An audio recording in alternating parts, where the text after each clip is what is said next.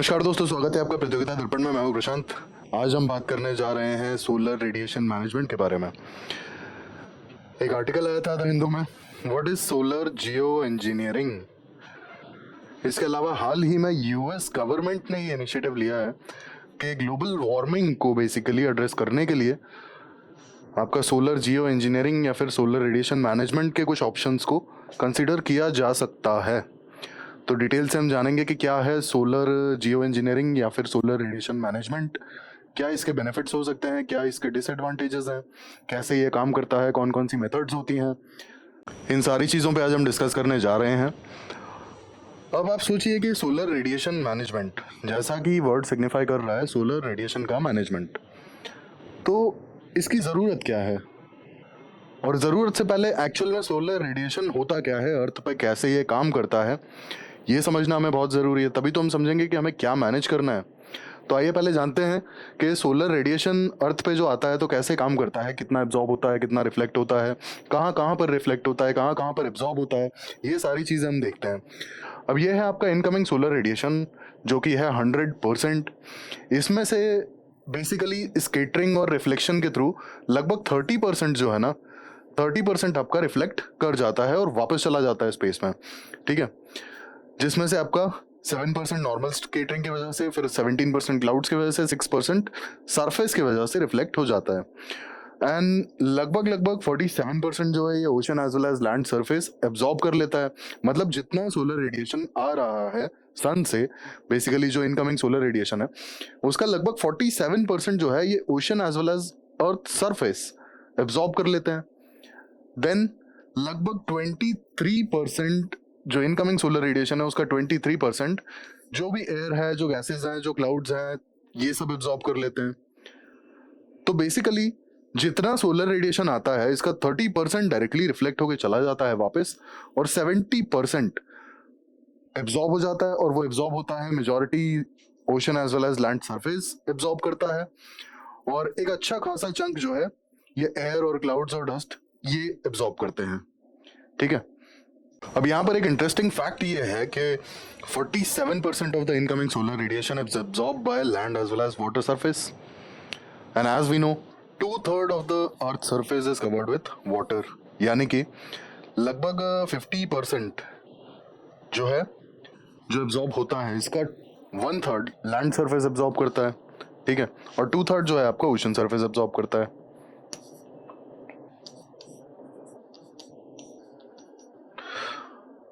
अब होता क्या है ना कि जो भी ऑब्जेक्ट है या जो भी सरफेस है, अगर इनकमिंग सोलर रेडिएशन को एब्जॉर्ब करेगा तो वो कहीं ना कहीं दोबारा से रिफ्लेक्ट तो करेगा ही। तो बेसिकली इनकमिंग सोलर रेडिएशंस जो होती है ना, ये शॉर्ट वेव्स के फॉर्म में होती हैं, और जो सोलर रेडिएशन एब्जॉर्ब हो जाती है, एब्जॉर्ब होने के बाद जो land as well as ocean surface solar radiation को एब्जॉर्ब कर लेते हैं, एब्जॉर्ब होने के बाद जब ये उस रेडिएशन को दोबारा एमिट करते हैं ना, तो वो बेसिकली लॉन्ग वेव हो जाती है। ठीक है, जब ये दोबारा रिफ्लेक्ट बैक करते हैं तो वो long wave surface, long wave radiation होती है। ठीक है, और सारा खेल जो है ना, ये absorbed incoming solar radiation as well as आपका जो ये लॉन्ग वेव रेडिएशंस है, इन्हीं का है। अब ऐसा बेसिकली क्यों?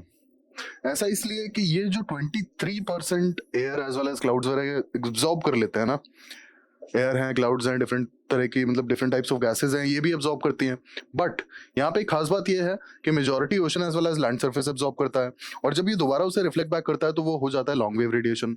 और जो हमारी ग्रीन हाउस गैसेज है ना, जो हमारी ग्रीन हाउस गैसेज हैं, ये लॉन्ग वेव रेडिएशन को बहुत इजीली एब्जॉर्ब कर लेती हैं बेसिकली, और ये रिफ्लेक्ट बैक नहीं करती हैं। जो ग्लोबल वार्मिंग के लिए ग्रीन हाउस गैसेज रेस्पॉन्सिबल कैसे हैं, तो बेसिकली ये इस लॉन्ग वेव रेडिएशन की वजह से है। ये एक ब्लैंकेट बना लेती हैं।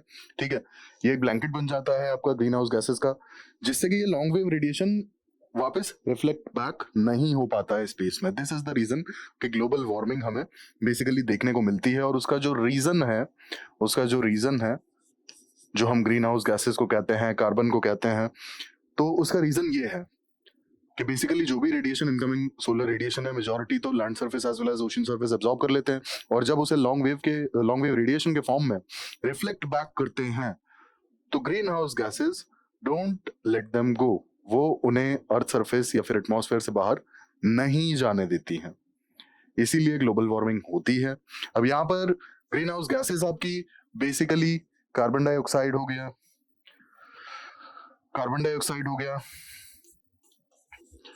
मीथेन हो गया, ओजोन, HFC, हाइड्रोफ्लोरोकार्बन्स। तो ये कुछ प्रोमिनेंट ग्रीन हाउस गैसेज हैं बेसिकली, जिनका ग्लोबल वार्मिंग पोटेंशियल इसीलिए ज़्यादा है क्योंकि ये लॉन्ग वेव रेडिएशन जो है land surface as well as ocean surface से जो निकलता है इसे एब्जॉर्ब कर लेती हैं और उसे रिफ्लेक्ट बैक नहीं करती हैं इतना इजीली, ठीक है। तो ये इशू हमने देखा बेसिकली इनकमिंग सोलर रेडिएशन का, कि कैसे इनकमिंग सोलर रेडिएशन जो है लैंड एब्जॉर्ब करता है, बाकी गैसेस एब्जॉर्ब करती हैं, 30% जो है ये डायरेक्टली रिफ्लेक्ट बैक हो जाता है स्पेस में, और जो land surface as well as ocean surface absorb करते हैं वो जब दोबारा उस रेडिएशन को एमिट करते हैं तो वो लॉन्ग वेव्स रेडिएशन के फॉर्म में होता है, जिससे कि ग्रीन हाउस गैसेस बहुत ईजिली एब्जॉर्ब तो कर लेती हैं लेकिन एस्केप नहीं करने देती हैं, ठीक है। अब हम आते हैं हमारे मेन टॉपिक पे जिसका नाम है सोलर रेडिएशन मैनेजमेंट। इसका रीजन, जो ग्लोबल वार्मिंग पोटेंशियल है ना, ग्लोबल वार्मिंग पोटेंशियल को बेसिकली ग्लोबल वार्मिंग को बैलेंस आउट करना। सोलर रेडिएशन मैनेजमेंट का मतलब ही यह है कि सोलर मतलब सन से जो रेडिएशंस आ रही हैं उन्हें इस तरीके से मैनेज करना कि ग्लोबल वार्मिंग जो आज हम देख रहे हैं हम इसे बैलेंस आउट कर सकें और जो ग्लोबल वार्मिंग के कॉन्सिक्वेंसेज हैं उन्हें एड्रेस किया जा सके। मतलब कि जो अभी हमने देखा था, ये जो 30% रिफ्लेक्ट बैक करती है ना, जैसे क्लाउड्स हैं, सरफेस है, तो जो टोटल इनकमिंग सोलर रेडिएशन है उसका 30% डायरेक्टली रिफ्लेक्ट बैक हो जाता है। तो इस 30% को बढ़ाया जाए, इंक्रीज किया जाए आर्टिफिशियल या फिर इंजीनियर्ड मेथड से, that's what is solar radiation management, ठीक है। और इसका रीजन क्या है? ग्लोबल वार्मिंग को एड्रेस करना, ग्लोबल वार्मिंग के जो इफेक्ट्स हैं उन्हें बैलेंस आउट करना। अब बेसिकली सोलर रेडिएशन मैनेजमेंट होता क्या है, अगर इसकी डेफिनेशन देखी जाए तो ये क्लाइमेट इंजीनियरिंग का फॉर्म है, मतलब it is a form of climate engineering, ठीक है, कि क्लाइमेट को हमें कुछ इस हिसाब से इंजीनियर करना है कि ग्लोबल वार्मिंग के जो रिपरकशंस हम फेस कर रहे हैं वो हमें ना करने पड़े, ठीक है। It aims to reduce global warming by reflecting some part of sunlight back into the space. मतलब हमने जो देखा 30% है जो बेसिकली इनकमिंग सोलर रेडिएशन का 30% जो डायरेक्टली रिफ्लेक्ट बैक हो जाता है, हमें कुछ आर्टिफिशियल मेथड्स यूज करके, कुछ इंजीनियर्ड टेक्निक्स यूज करके इस 30% को बढ़ाना है। That's how solar radiation management will work. ये क्लाइमेट इंजीनियरिंग का टाइप है बेसिकली, क्लाइमेट इंजीनियरिंग।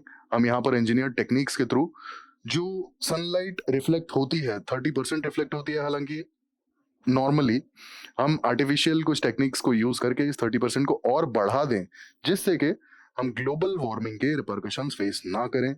अब जैसे आईपीसीसी की आप रिपोर्ट अगर देखेंगे तो आईपीसीसी की जो 6th असेसमेंट रिपोर्ट 2023 में रिलीज की गई है, IPCC basically inter governmental panel on climate change, ठीक है। तो आईपीसीसी ने जो रिपोर्ट रिलीज की है 2023 में, उसके अकॉर्डिंग ऑलरेडी लगभग 1.1 degree Celsius temperature already rise हो चुका है ना। Temperature rise already 1.1 degree Celsius हो चुका है। स्मॉल आइलैंड कंट्रीज की अगर बात करें तो उन्होंने इस टेम्परेचर राइज को 1.5 डिग्री पर रोकने की बात की है, ठीक है, कि 1.5 डिग्री सेल्सियस से ऊपर ये नहीं जाना चाहिए, नहीं तो ये उनके लिए काफी डिवास्टेटिंग हो सकता है, क्योंकि सी लेवल राइज अगर हुआ तो स्मॉल आइलैंड कंट्रीज जो हैं बेसिकली वो सबमर्ज हो जाएंगी। जैसे एग्जांपल आपका करीबियन में काफी सारी कंट्रीज हैं, इसके बाद मालदीव्स हो गया, मॉरिशस हो गया, ये सारे भी स्मॉल आइलैंड कंट्रीज हैं। इसके बाद पैसिफिक ओशन में भी काफी सारी कंट्रीज हैं, आपकी किरिबाती वगैरह, सॉलोमन आइलैंड्स। तो ये सारी जो कंट्रीज हैं ये सबमर्ज कर जाएंगी। ऑलरेडी सी लेवल जिस हिसाब से बढ़ा है थोड़ा सा पास्ट में, उसके अकॉर्डिंग कुछ सर्टेन पोर्शन इन कंट्रीज का ऑलरेडी सबमर्ज कर चुका है। और अगर इस एग्रेसिव तरीके से ग्लोबल वार्मिंग होती रहेगी तो फॉर श्योर आने वाले 2 डेकेड्स में ये स्मॉल आइलैंड कंट्रीज पूरे तरीके से सबमर्ज कर सकती हैं। इसीलिए स्मॉल आइलैंड कंट्रीज ने टेम्परेचर राइज को 1.5 डिग्री सेल्सियस तक लिमिट करने की बात कही थी कि इससे ज्यादा टेम्परेचर राइज नहीं होना चाहिए। हालांकि पेरिस एग्रीमेंट में जो बात की गई है, पेरिस एग्रीमेंट में बात की गई है 2 डिग्री सेल्सियस की, कि 2 डिग्री सेल्सियस से ज्यादा टेम्परेचर राइज हम नहीं होने देंगे, ठीक है। तो बेसिकली ग्लोबल वार्मिंग के जो रिपरकशंस हैं जो हम देख रहे हैं, और जो हाल फिलहाल में यूएनएफसीसीसी जिस हिसाब से काम कर रहा है और जिस हिसाब से टेम्परेचर राइज को रोकने की बात की जा रही है, तो ऑब्वियस सी बात है कि यहाँ पर कुछ ऐसे तरीके भी आएंगे जिनसे कि हम ग्लोबल वार्मिंग को एड्रेस कर सकें। अब माना ये आर्टिफिशियल तरीके हैं, लेकिन हो सकता है कि शॉर्ट टर्म बेनिफिट्स हमें मिल जाए ना इससे।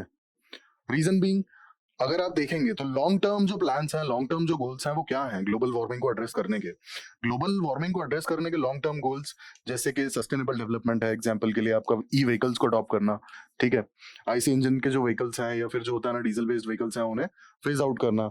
इसके अलावा आपका रिन्यूएबल एनर्जी है ना, बेसिकली आपका जो कोल बेस्ड पावर है उसे फेज आउट करना, ठीक है। इसके अलावा कार्बन एमिशंस को जितना कट डाउन किया जा सके उतना अच्छा है।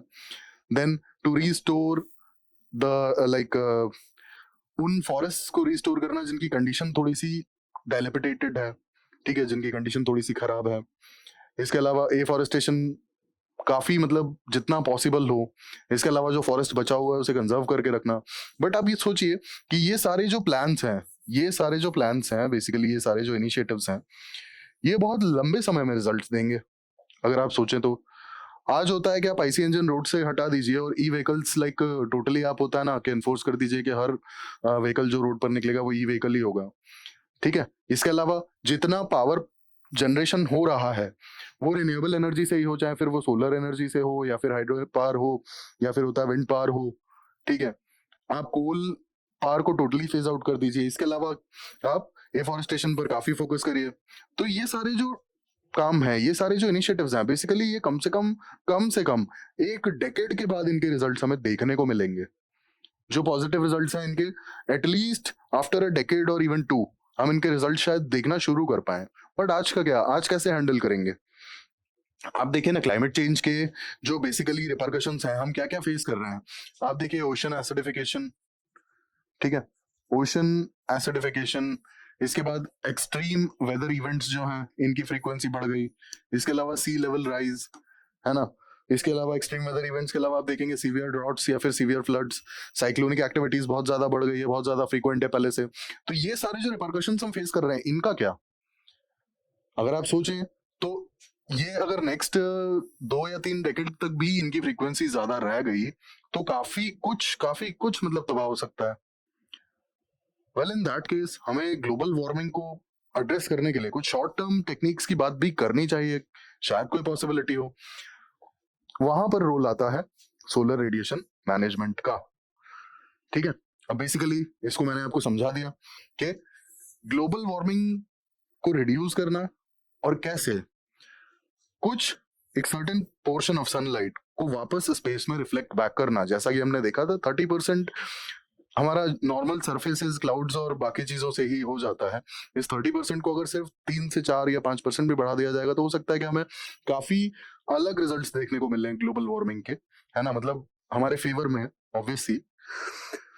अब यहाँ पे कौन कौन से मेथड्स यूज किए जा सकते हैं सोलर रेडिएशन मैनेजमेंट के लिए?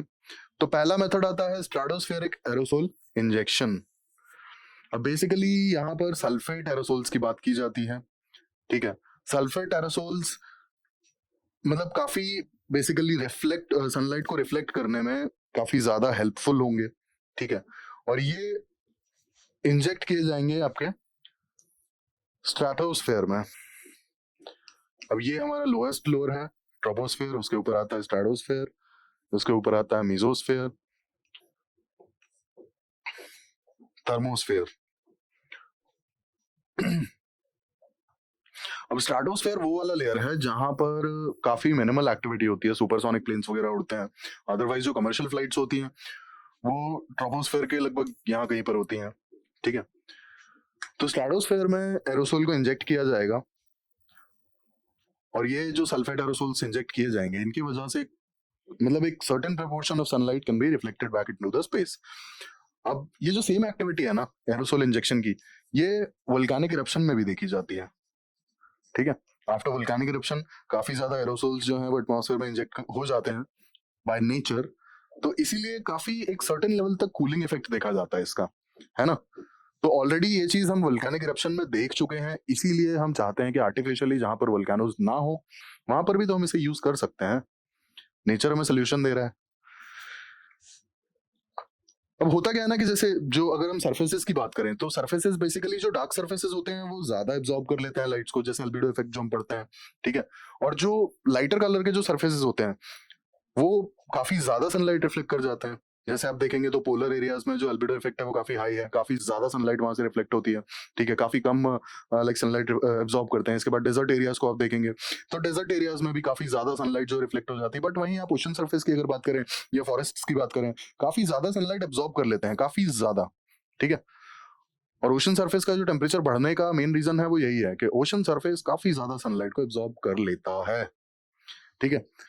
तो दिस इज पहला जो हमारा मतलब एक तरीका होगा इंजीनियर टेक्निक, वो होगा stratospheric aerosol injection, basically stratosphere में।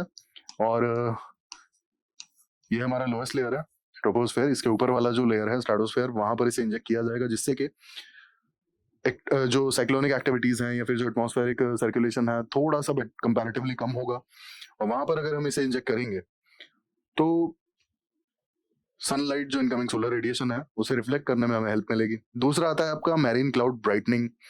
अब यहाँ पर बेसिकली वाटर ड्रॉपलेट्स को इंजेक्ट किया जाएगा क्लाउड्स में, ठीक है, लोअर क्लाउड्स में, है ना, हमारी जो लोअर लेयर है, नॉट स्ट्रेटोस्फेयर, स्ट्रेटोस्फेयर तो हाइट काफी ज्यादा हो जाती है। जो ट्रोपोस्फेयर की लोअर लेयर्स है वहां पर जो क्लाउड्स होते हैं उनमें वाटर ड्रॉपलेट्स को इंजेक्ट किया जाएगा जिससे कि वो सनलाइट को रिफ्लेक्ट कर सकें, ठीक है, और एब्जॉर्व भी कर सकें। तो बेसिकली ये एक और तरीका, लास्ट स्पेस सन शेड्स। अब बेसिकली मैं आपको एक फिगर दिखाता हूं, इसमें आपको समझ में आएगा। जो मैरीन क्लाउड्स की रिफ्लेक्टिविटी बढ़ाएंगे वाटर ड्रॉपलेट्स को हम इंजेक्ट करके, वो कुछ इस तरीके से काम करेगा कि यहाँ पर हमारे जो लोअर हाइट पर मैरीन क्लाउड्स होंगे और वाटर ड्रॉपलेट्स को इंजेक्ट किया जाएगा तो उनकी रिफ्लेक्टिविटी बढ़ जाएगी। इसके बाद स्ट्रेटोस्फेरिक एरोसोल यहाँ कहीं पर हम इंजेक्ट करेंगे स्ट्रेटोस्फेयर में, तो इससे जो इनकमिंग सोलर रेडिएशन होगा वो इन एरोसोल्स के वजह से रिफ्लेक्ट बैक कर जाएगा। और रिफ्लेक्ट बैक कर जाएगा तो ऑब्वियस ही बात है कि हमने देखा कि जो इनकमिंग सोलर रेडिएशन है, अगर हमने बेसिकली जो हीट बजट है, हीट बजट को यहाँ पर हम थोड़ा सा चेंज कर देंगे ना, इनकमिंग सोलर रेडिएशन अगर कम हो जाएगा, क्योंकि मतलब जो रिफ्लेक्ट बैक ज्यादा करेगा ना, अभी 30% के लमसम में रिफ्लेक्ट बैक कर जाता है, तो अगर ये 30% बढ़ के सपोज 35% भी हो जाता है इन इंजीनियर टेक्निक्स के थ्रू, तो ऑब्वियस सी बात है यार कि 5% तक इनकमिंग सोलर रेडिएशन जो है वो कम हो जाएगा। कम हो जाएगा तो ऑब्वियस सी बात है कि उतना ही कम solar radiation ocean surface as well as land surface कम एब्जॉर्ब करेंगे, ठीक है। तो यहाँ पर हीट बजट थोड़ा सा चेंज हो जाएगा। लास्ट आता है हमारा जो मिरर्स वाला, बेसिकली स्पेस सनशेड्स, ठीक है। अब ये स्पेस मिरर्स क्या करेंगे, ये स्पेस मिरर्स, जैसे आप मिरर पर अगर सनलाइट देखें तो मिरर डायरेक्टली रिफ्लेक्ट बैक कर देता है। तो स्पेस में अगर मिरर्स को लगा दिया जाए कुछ लेग्रांजे 1 पॉइंट के आसपास, जहां पर अर्थ और लाइक सन के बीच के कुछ पॉइंट्स हैं जहां पर ये पोजीशन इनकी होगी, वहां ये सोलर जो इनकमिंग सोलर रेडिएशन है अर्थ की तरफ उसे रिफ्लेक्ट बैक कर देंगे और पूरे तरीके से रिफ्लेक्ट बैक हो जाएगा वो तो, ठीक है। क्योंकि आपके जो मिरर्स हैं, मिरर्स ऑलमोस्ट 90% या उससे ज्यादा सनलाइट को रिफ्लेक्ट बैक करेंगे, है ना, जितना भी इनके सरफेस पे आएगा। तो ये भी एक तरीका हो सकता है, ठीक है। क्योंकि हमने देखा था कि एटमॉस्फेयर में एंटर करने के बाद और जो सरफेसेस हैं एब्जॉर्ब कर लेते हैं अगर रेडिएशन को, तो इश्यूज उसके बाद शुरू होते हैं, क्योंकि ये लॉन्ग वेव रेडिएशंस जो है, आपका कोई भी सरफेस अगर होता है सोलर रेडिएशन को एब्जॉर्ब कर लेता है और जब वो दोबारा रेडिएशन एमिट करता है तो वो लॉन्ग वेव रेडिएशंस होते हैं, और लॉन्ग वेव रेडिएशंस को ग्रीन हाउस गैसेस बहुत अच्छे से एब्जॉर्ब करती हैं, ठीक है, वो बाहर नहीं जाने देती हैं। दैट्स व्हाई अर्थ का एक सर्टेन टेम्परेचर हमेशा मेंटेन रहता है, ठीक है, इसी रेडिएशन की वजह से और इसी लॉन्ग वेव रेडिएशन की वजह से। तो अगर इनकमिंग सोलर रेडिएशन ही कम होगा तो सरफेस जो है, सरफेस अर्थ सरफेस या ओशन सरफेस, ये कंपैरेटिवली कम सोलर रेडिएशन एब्जॉर्ब करेंगे, और अगर ये कंपैरेटिवली कम सोलर रेडिएशन एब्जॉर्ब करेंगे तो कंपैरेटिवली कम लॉन्ग वेव रेडिएशन भी तो एमिट करेंगे। तो जो ग्रीन हाउस गैसेस हैं वो कंपैरेटिवली कम लॉन्ग वेव रेडिएशन को एब्जॉर्ब कर पाएंगे। तो ये जियो इंजीनियर्ड टेक्निक्स पे हमने बात की बेसिकली कि कौन कौन सी टेक्निक्स यहाँ पे सोलर रेडिएशन मैनेजमेंट के लिए यूज की जा सकती हैं, जैसे कि एरोसोल इंजेक्शन या फिर स्पेस मिरर्स या फिर क्लाउड मॉडिफिकेशन। अब एडवांटेजेस की अगर हम बात करें तो faster reduction in global temperatures, जैसे हमने बात की थी कि जो इनिशिएटिव्स हाल फिलहाल में लिए जा रहे हैं, जैसे ई व्हीकल्स का है, एफॉरेस्टेशन का है, या फिर जो और भी अदर सस्टेनेबल स्टेप्स लिए जा रहे हैं, तो इनके हम रिजल्ट्स कम से कम 1 या 2 डेकेड्स के बाद देख पाएंगे। आज अगर हम इन्हें इम्प्लीमेंट करना शुरू करते हैं तो कम से कम 10 साल, 15 साल, 20 साल के बाद इनके रिजल्ट्स हमें देखने को मिलेंगे। तब तक कैसे हम चीजें मैनेज करेंगे? ओशन एसिडिफिकेशन है, सी लेवल राइज है, एक्सट्रीम वेदर इवेंट्स हैं, like very frequent cyclonic activity है, ये सारे रिपरकशंस तो हम ऑलरेडी फेस कर रहे हैं।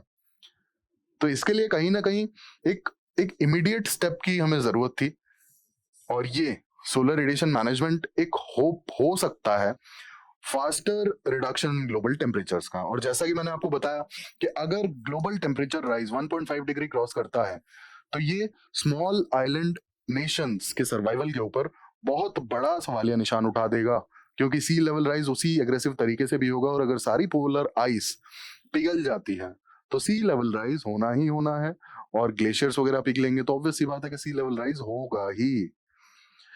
तो हमें थोड़ा सा ग्लोबल टेम्परेचर्स को लाइक 1.5 डिग्री से कम का जो हमारा टारगेट है, हम उससे अगर सीरियसली लेना चाहते हैं तो ये वाले जो मेजर्स हैं, जो टेक्निक्स हैं, ये हमें शॉर्ट टर्म होप दे सकती हैं, और हो सकता है कि हमें थोड़े से जल्दी इनके रिजल्ट्स देखने को मिल जाए।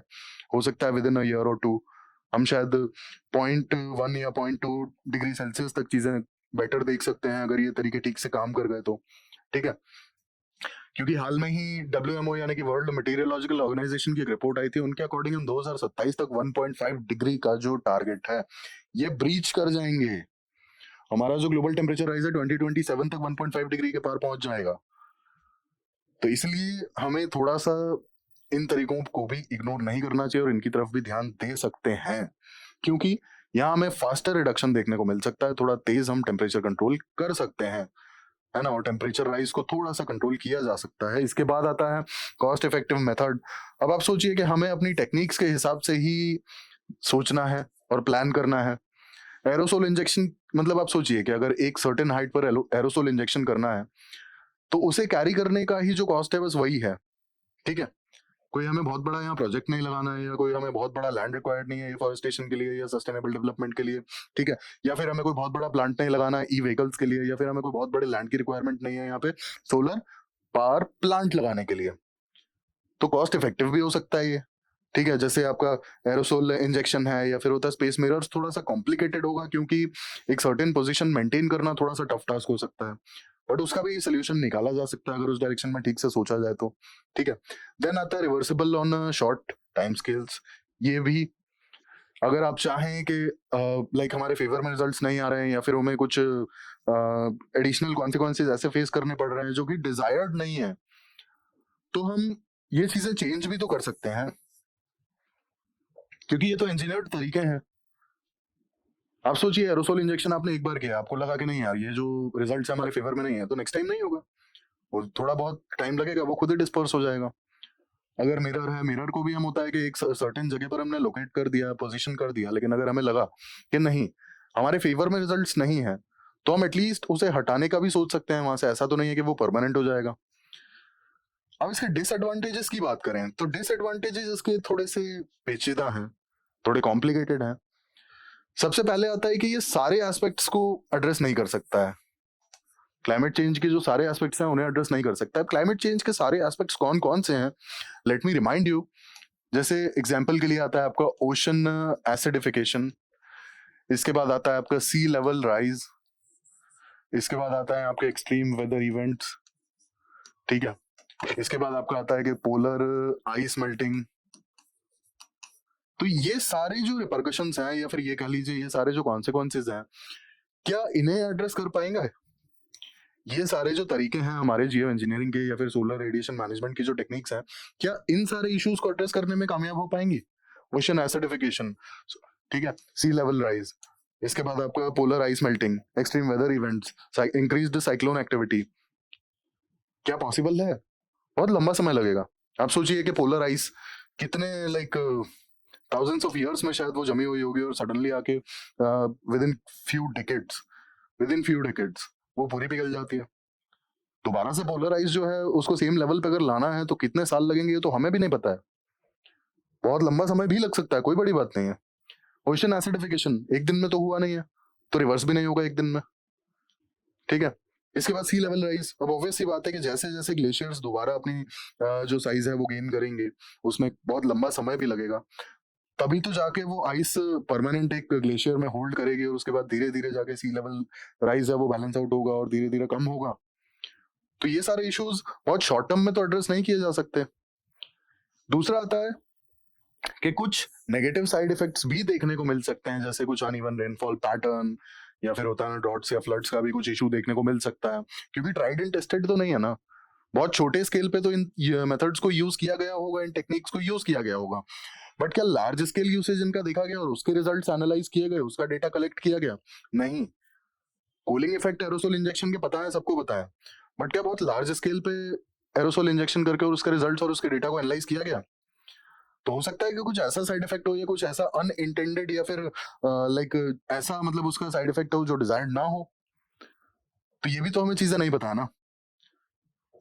लास्टली कुछ जियोपॉलिटिकल चैलेंजेस भी यहाँ पर देखने को मिल सकते हैं। जियोपॉलिटिकल चैलेंजेस यहाँ पे हम कैसे देखेंगे?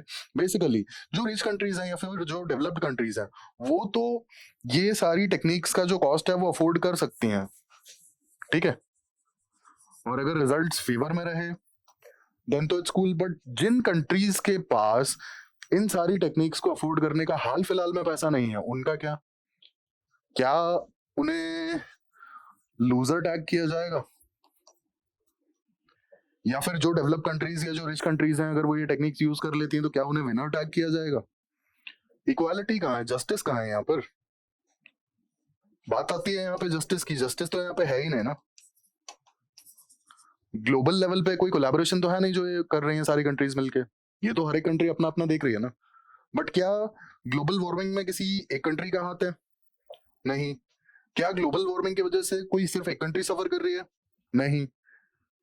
तो फिर सभी के लिए एक होता है ना कोलैबोरेटिव एफर्ट होना चाहिए ना। सारे लोग, सारी कंट्रीज साथ में आए और सारी कंट्रीज का बेनिफिट और सारी कंट्रीज के लिए जस्टिस, क्योंकि क्लाइमेट का जो क्राइसिस है, क्लाइमेट चेंज का जो लाइक रिपरकशंस है, वो सारी कंट्रीज मिलके फेस कर रही हैं। तो बेसिकली अगर कोई सोल्यूशन निकलता है तो सारी कंट्रीज साथ में अगर डिसीजन ले और सबका बेनिफिट हो तो वो ज्यादा बेटर होगा ना। तो ये जो बेसिकली एथिकल या फिर जियोपॉलिटिकल चैलेंजेस हैं, कुछ इस तरीके के चैलेंजेस भी देखने को मिल सकते हैं। तो ये हमने बात की सोलर रेडिएशन मैनेजमेंट पर, हमने हीट बजट के बारे में जाना और हमने सोलर रेडिएशन मैनेजमेंट की टेक्निक्स को डिस्कस किया, एज वेल एज उससे होने वाले एडवांटेजेस और डिसएडवांटेजेस पर भी बात की। ऐसे इन्फॉर्मेटिव वीडियोस के लिए प्लीज जुड़े रहिए हमारे साथ, और हाँ प्लीज सब्सक्राइब करें, लाइक करें, शेयर करें, और अगर आप किसी पर्टिकुलर टॉपिक पर वीडियो देखना चाहते हैं तो do let me know in the comment section. Thank you, thanks for watching.